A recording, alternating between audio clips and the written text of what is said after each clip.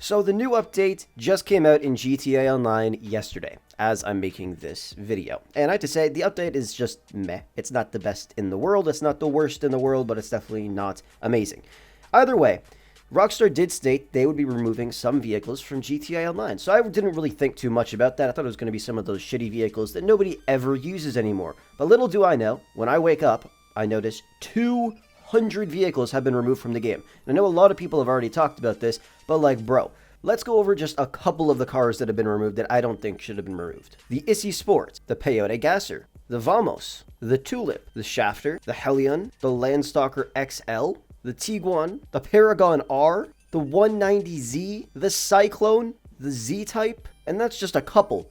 There's obviously a whole lot of other cars that were removed, but like, why would they do this? Are they just trying to make space for more vehicles that are going to come out? But it's not like they're going to release another 200 cars or vehicles by the time GTA 6 is released, so that's obviously not the reason. I'm going to be honest here, and I can't remember where I saw this, but I think I remember reading this somewhere, like, very quickly.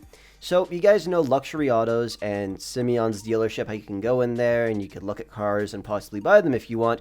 We all know that's pretty much the biggest waste of time ever. Nobody ever does that and nobody really cares about it. Maybe some of you guys do, but I don't really think anybody does, because once those things came out, I mean, there really wasn't a purpose to it, unless they added like sick vehicles like the Space Docker and shit in there. Then I would go and buy that shit. But either way, Rockstar saw that was a huge L, so they decided to add the Vinewood Car Club. Now, don't quote me on this, but this is just my opinion, and I'm pretty sure it's true. So anybody can access the car club, but you can't do anything in there. You can't drive the vehicles or even purchase the vehicles in there unless you have GTA Plus. So what I think they did is they removed 200 vehicles from the game, and sometimes those vehicles are going to end up popping up inside this car club. For example, I believe the RE7B was one of those vehicles that were removed, and it's literally sitting inside the car club as we speak. So you'll be able to go in here if you have GTA Plus and buy them. I feel like some vehicles might also be available at the Luxury Autos place and Simeon's dealership, but I don't know 100% about that. Hopefully they do add them there, but at the same time,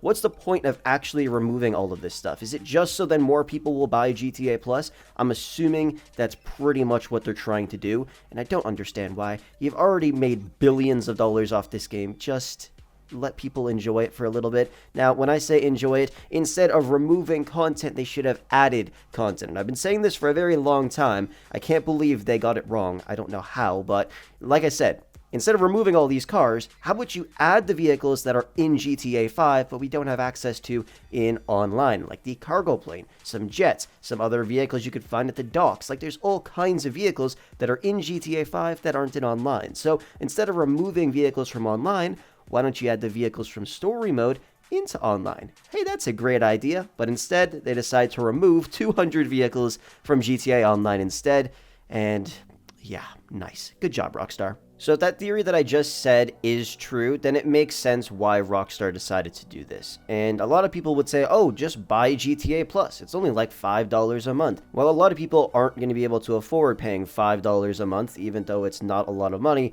for a game that they enjoy playing. Maybe some of them will be able to buy it one time or something like that. But either way, I just don't think it's worth it. The amount of perks you get for an entire month, not the best in the entire world, and this Vinewood Car Club literally only works for GTA Plus members, so they're pretty much just trying to get more and more people to buy it, yet what they're releasing just isn't the best content. Like, I don't really care too much for the car club at all, really. Plus, you get one free vehicle a month. Give me a free vehicle every week or something, and then we'll talk about that, as long as you're not giving me cars that you could find on the streets. But either way, I just don't think it's the best move on Rockstar's part for a game that's been out for almost a decade. I believe a decade this year, and they're still doing stuff like this. I believe the game came out in September or November of 2013, so hopefully on one of those months, they release a little update saying, thank you guys so much for playing. You now have access to vehicles like the Cargo Bob, the Jumbo Jet, and all these other cool vehicles in online. You could find them driving on the streets. You could find them at the airport. You could purchase them on the internet.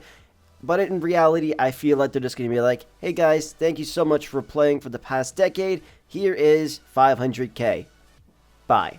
I feel that that's what's going to happen, to be honest. Or they might not do anything at all, but we'll have to see because it's coming up soon. But either way, in terms of this topic, them removing 200 vehicles from the game, I think it's stupid. Very, very stupid. They're just trying to get us to spend more money on GTA Plus. Obviously, if they do end up adding them to Luxury Autos and Simeon's dealership, then I guess it will be fine. But you know how long that could end up taking? 200 vehicles that have been removed. They're obviously going to be adding some vehicles that are still in the game to that and some vehicles that aren't. So let's say the Cyclone, for example, doesn't get added to any of these dealerships within the next 5 or 6 months, then you're just not going to be able to buy it for 5 or 6 months. And it's actually a really great vehicle, and you might never be able to buy it. Because who knows, GTA 6 could be out by the time you're able to buy the Cyclone.